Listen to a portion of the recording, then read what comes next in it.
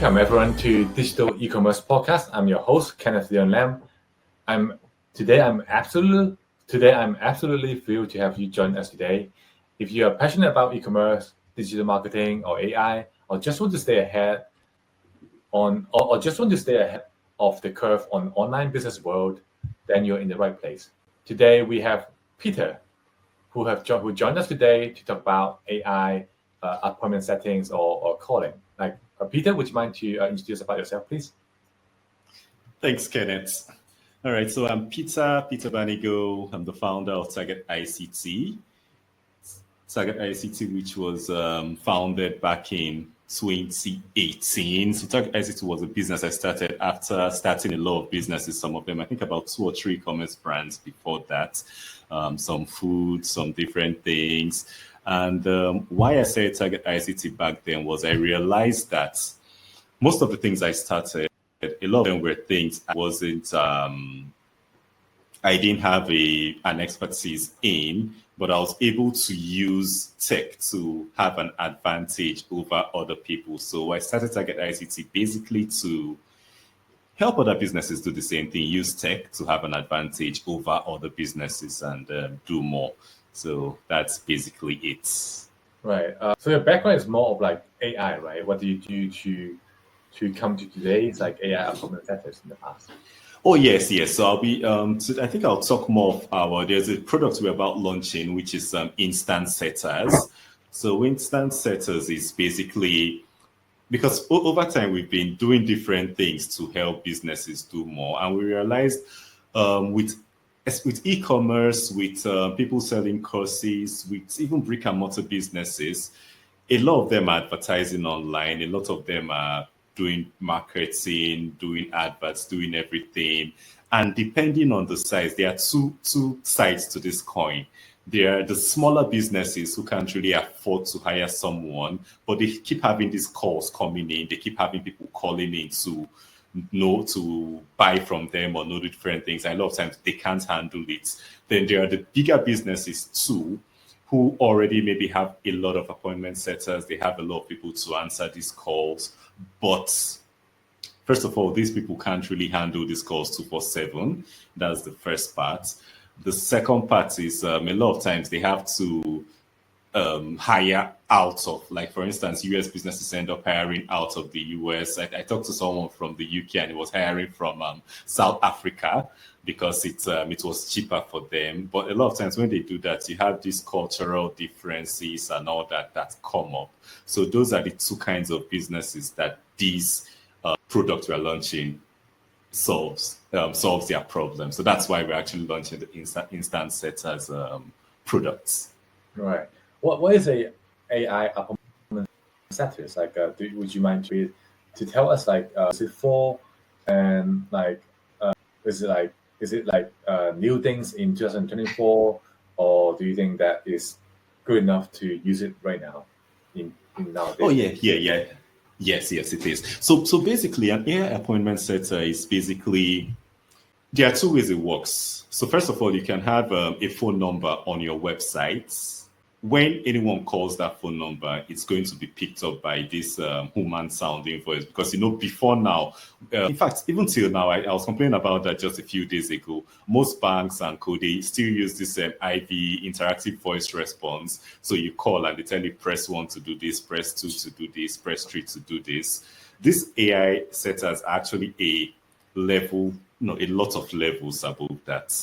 So what they do this time is that, I'm sure a lot of you have interacted with AI chatbots and all that.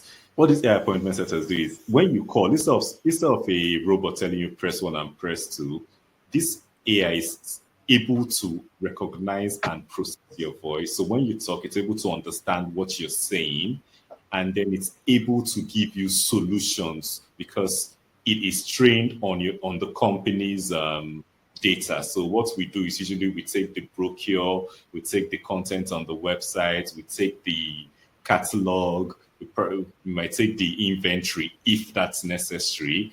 So the AI has access to all these things. So when people ask questions, probably they want to buy something, or in the case of someone selling a course or something like that, they can call and say, okay, I want to have an appointment so I can talk to someone that would guide me, that will probably let me know how to get on this course. These AI appointment setters are able to talk naturally, to interact naturally with customers, with your clients, with your prospects, as against the press one to do this, press two to do this that we have and we used to have. So it's actually a whole different level above. And another thing too is that these appointment setters, they're able to actually take action that you. So for instance, let's say someone calls in and wants to book an appointment. This appointment setter is actually able to look into your calendar, look for empty spaces in your calendar, suggest these empty spaces to your clients,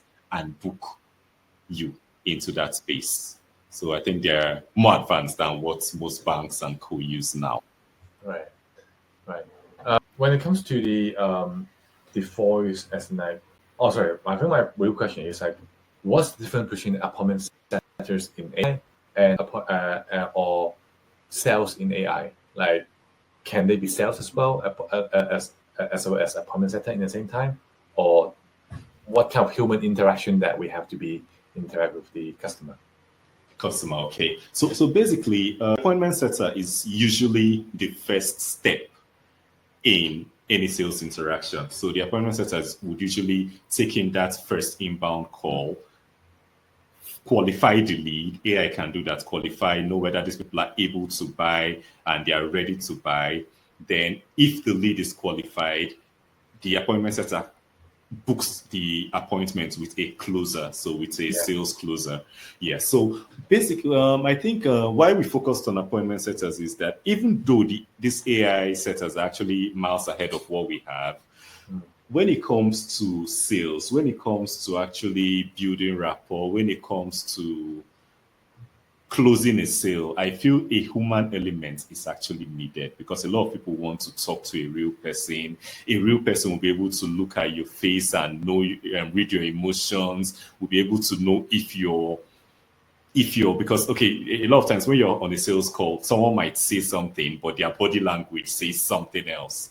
A real person will be able to detect that compared to AI doing that. So that's why for now we focus on that initial part, which is just basic and straightforward. And then we leave the closing part here for humans for now till AI gets more advanced. Right. Makes sense then. I've talked to AI sales before. Like, for some reason, like I feel like, obviously because my language, my native language is not English, right? And yes, I've been studying sales a lot, as in like how to do one call close or how to do two call close, etc. The way that they do it, like they do like this kind of like they try to always disalarm, right? Always be disalarming you to try to get you to trust with with me as in the sales, right? yes, And then we study about like how we should be find out the pain point and treat yourself as in like a doctor to diagnose a problem. yeah, There's a lot of like authority behind when it comes to one call close, right? And so like last time when I called to the AI, when I speak to AI, not setters but sales, right? yeah, I feel like the closing is better than what I'm doing, because the way that I do is like is more of like really focusing on like to diagnose the problem. But then for me to do the always be disalarming the prospect, sometimes yeah. that's what I will fail on. So when it comes to appointment setters, what do they do? Like what do you think that you can what do you think that makes AI can disalarm person better than human do? I think because AI is better at following instructions. That's number one. And the second part is that AI has a better memory than most humans. Number two, I think the third one is that AI doesn't really have emotions for now. So a lot of times our emotions make us not do what we are supposed to do on call.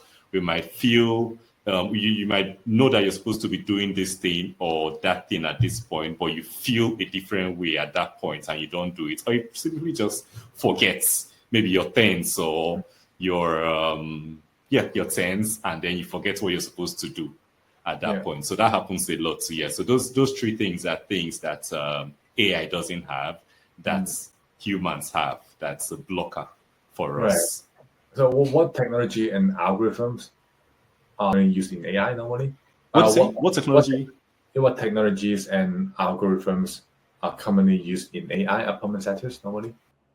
Oh, okay. So I think it depends. It depends on the distance. So basically, AI, like we all know, deals with a lot of data. So most of the AI, the code and all that is based on Python and LangChain. So there's this thing called LangChain.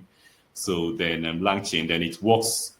You what do they call it? You tie it through the API to whatever LLM you want to use. So these appointment setters can either be, it depends on what you want. They can be based on ChatGPT. I think the latest one is the 4.0. They can be based on Anthropic's LLM. They can be based on Llama. It depends. Yeah, or you can use this the one from Meta Llama, especially for people who have privacy concerns. Some people might not want their company data to go to ChatGPT or to Anthropic. So you can actually have your own VPS or your own small server install Llama or one of the other open source LLMs, and then you have your code. You have your code interact here with that these things. So those are the basic things, the building blocks, if I would say.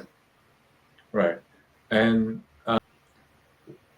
because most of our audience is AI focused, some of them is agency that I know of. So what do you think this technology, AI appointment setters, can benefit both e-commerce or agency part?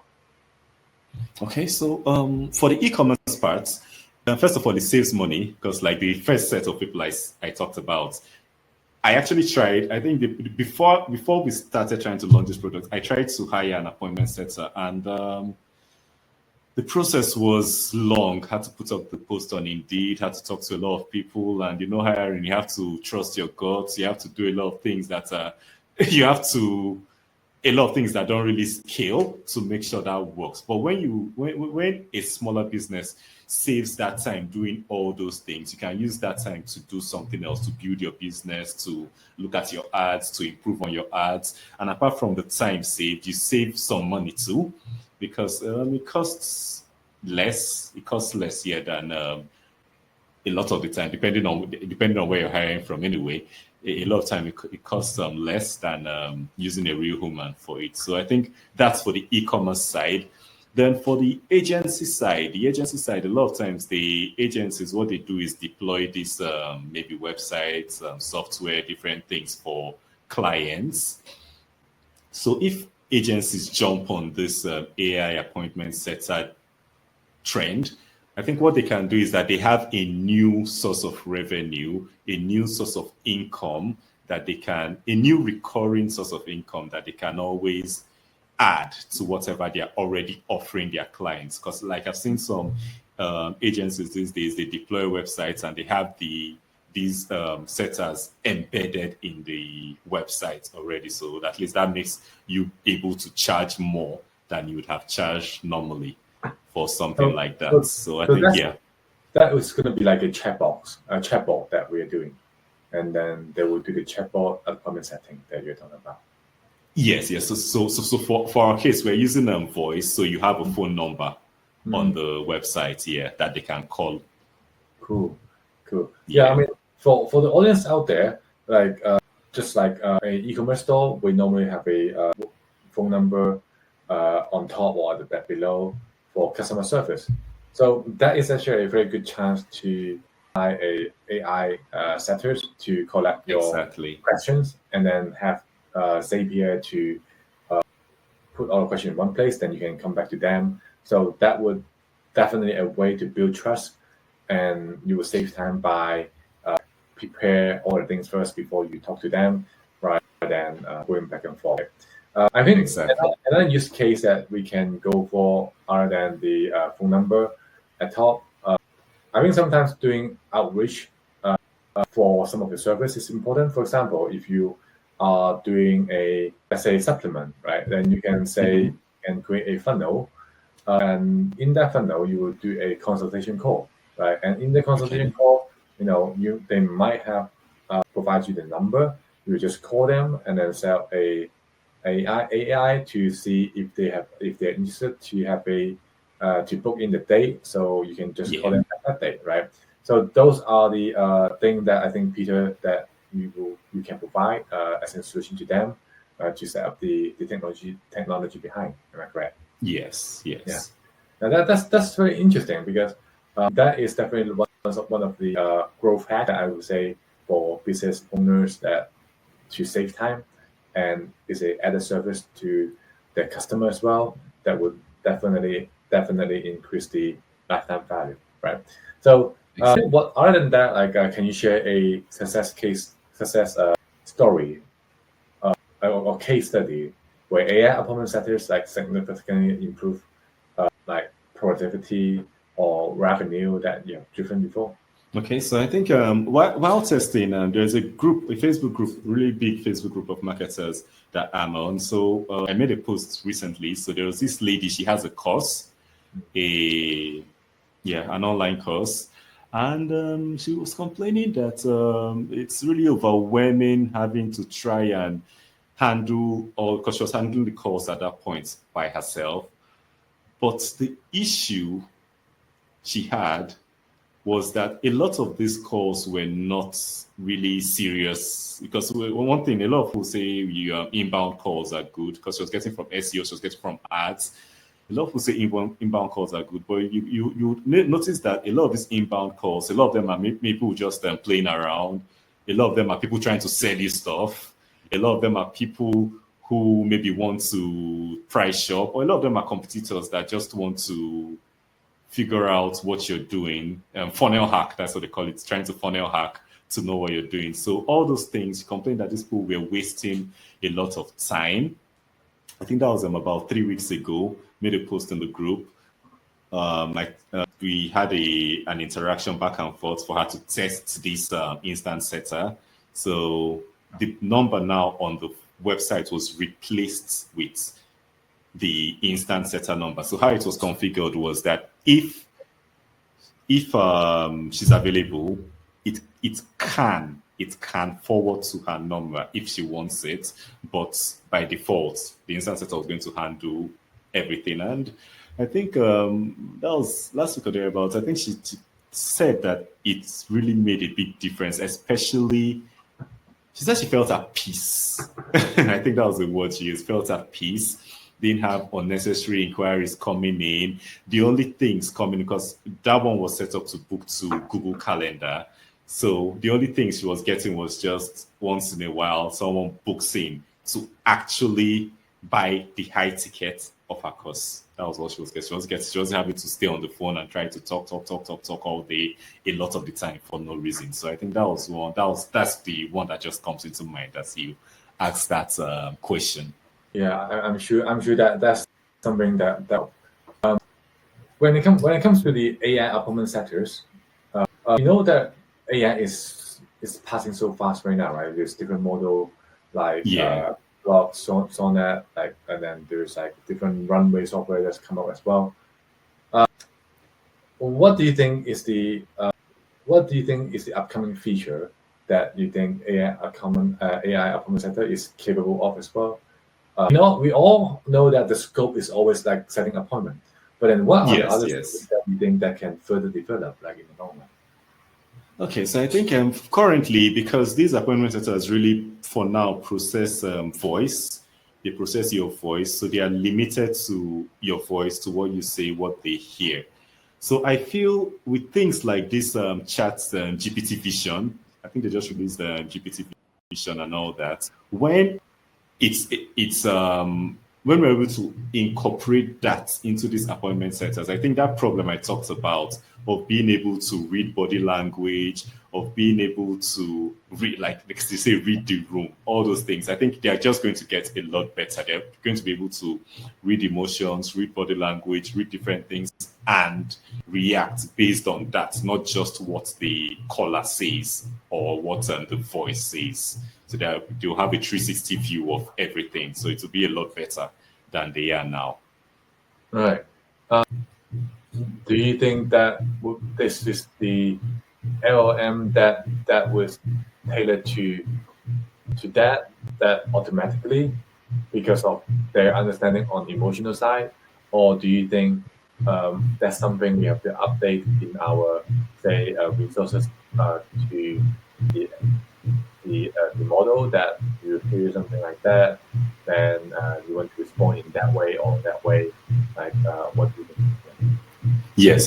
Because working with these models out of the box, it's not really efficient because we all know they are just cookie cutter. They just do the same thing over and over. So for the voice, you always have a specific set of instructions.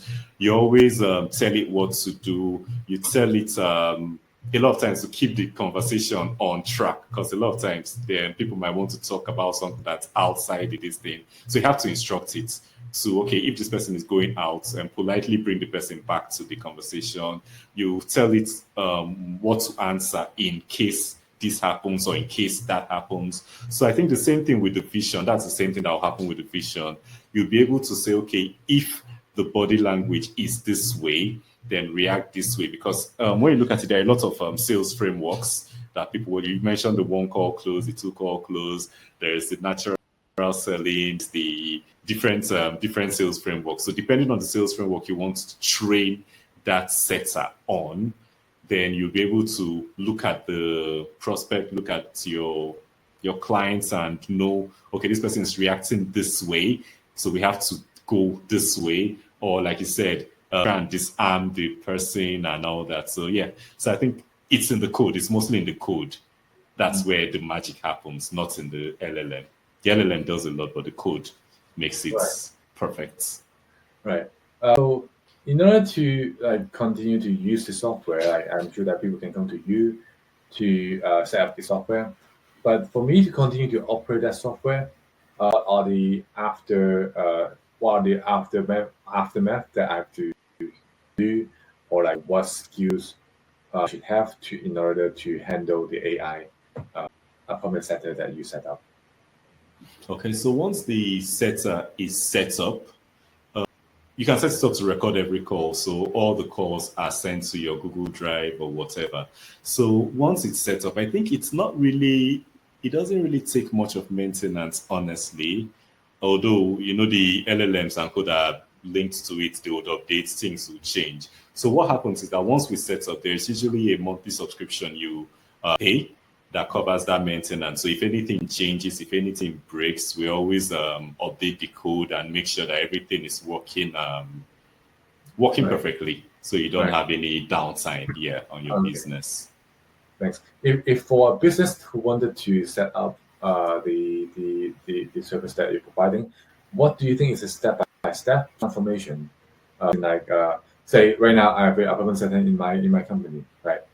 Do I fire them immediately, or do I just test it one by one, or what do you think is the approach to uses the fastest way to have a company to adopt the technology that you're talking about? Okay, so I think if you have appointment setters already in the business, what I would usually say is if you have appointment setters, then that means you already have a system, you already have a process that they follow. So the first thing I would usually suggest, if you have the setters already, is to use this AI, these instant setters, as a stopgap. So probably your setters maybe work from 9 to 5. You can start first with making these instant setters work from 5 to 9 at night, so that way now you make sure that they are following the training. You make sure that everything is working correctly. There are no issues. And once that happens, then you can scale up from there. That's what I would usually suggest if you already have setters. And do you recommend still keep the non-AI appointment setters once the AI is working already? Yes. I always I know I'm really a very techie person, but the truth is that I don't really trust tech 100%. So most times I always want, even though you have maybe 80%, 70% AI handling, at least there should be one person at least one person as a fail safe. There should always be a backup. In tech, you always have a backup and probably a backup of the backup. So you should always have a human, at least, person, depending on the size of your business. If it's a small business, you can just use AI trial. For a bigger business, at least you should have a percentage of your appointment setting done by humans, so that they can even monitor what these AI setters are doing. If there is any issue with the AI, issues haven't come up, but at least we know tech will surely break in time. So in case that happens, at least you always have people handling that till you're back on track. Right. Yeah. Right. Cool. Is there anything else you would like to share about AI appointment setters or your work in this field? I think what I would like to share is that for most businesses, I know a lot of businesses are not open, or a lot of businesses don't really like being the first to adopt new technology. So like I said before, I think for most businesses, AI has become not only appointment setters, generally, AI has become that advantage that businesses have. Like this 2024, 3 years ago, a lot of the things businesses are doing with very small teams are things you would need a team of like 15, 20 to do. So AI has become that advantage. It's almost like the birth of the internet. It's almost like the birth of computers. That's what this AI age is, because I take it as a tool, as another tool that businesses can use to have an advantage. So what I would always say is that businesses, even though they are not really open to jumping on new technology, they should explore it. They should explore using AI for different workflows. They should explore using AI for appointment setting. Even though they don't use everything, they should at least try in just a very small section of their company, see how it works, see what it saves, see how efficient it is, and so they don't get left behind. Yeah, sure. So where can people find you if they are interested in the appointment setting?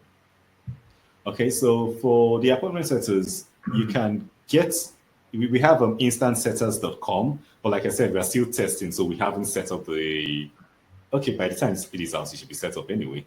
So instantsetters.com is where you can test them, you can sign up, you can make an inquiry, whatever. Instantsetters.com. Right. Okay. And what book would you recommend? What book? I think one book I really like, I read it once on a flight, was The Hard Thing About Hard Things by Ben Horowitz. That's one of the Anderson and Horowitz. And why I like that book is because a lot of books are motivation, trying to see the positive side and all that. But if you've been in business long enough, you know that most of it is hard. Like 90% of it is hard, very hard. So the book let me know that at least when things are hard, you just realize that you're not the only one. It's something that other business owners are facing. And when they are able to figure this hard part out and come victorious, that's the success we all see, the success we all aspire to. So I think one of my favorite books, the thing about hard things, I've read it a couple of times and I always recommend it over and over. Right. And that wraps up another insightful episode of Digital Ecommerce Podcast. We're going to share the links in the show notes, Peter's. I want to extend a huge thank you for our special guest, Peter, for sharing his expertise today and invaluable insight with us today. And it's truly a pleasure having you on the show today. All right. So that was it for tonight, and then we'll see you in the next episode, guys. Thank you. Thanks, Kenneth. Yeah.